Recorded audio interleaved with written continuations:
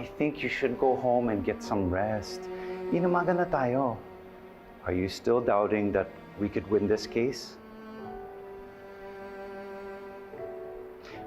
We will win no matter what. That's for sure. I'll be leaving in 30 minutes, attorney. Tatapusin ko lang itong binabasa ko. Okay, good. See you, Anne.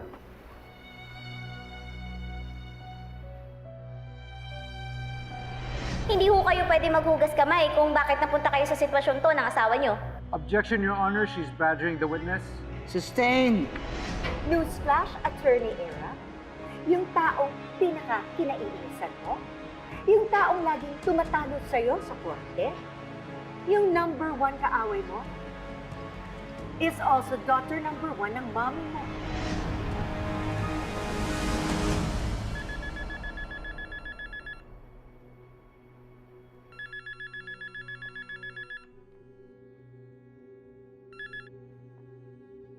Hello, Mom? Hi, Era. Natanggap mo ba yung mga messages ko and some good news? Oh, what's wrong? Tell me, I'm your mom. I know if something is wrong. Well, it's about Lilette again. She's getting into my nerves pa din. Ay, naku, ano na naman ang nangyari? I'm fine. Stress lang ako from another encounter with her sa court kahapon. So smug and overconfident after her cross-examination. Alam mo, Mati, trigger ko talaga yan si Lilith eh. But every time that I fight, every time, I can still remember everything that I went through because of her.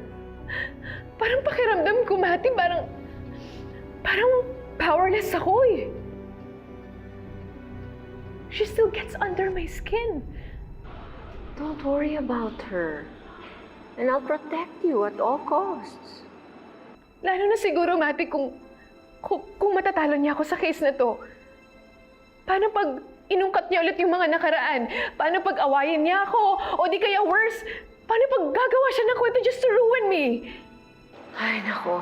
Don't worry. I will not only protect you, but I will make sure Lilette will suffer the consequences of all the things na mga pinagagawa niya sa atin. Okay? Teka, anong oras na ba dyan? Di ba it's early morning there? Magpahinga ka na muna. I am blessed na anak mo ko. Na tayong dalawa lang. I love you so much, Mati. I love you more, my daughter. Okay. Bye.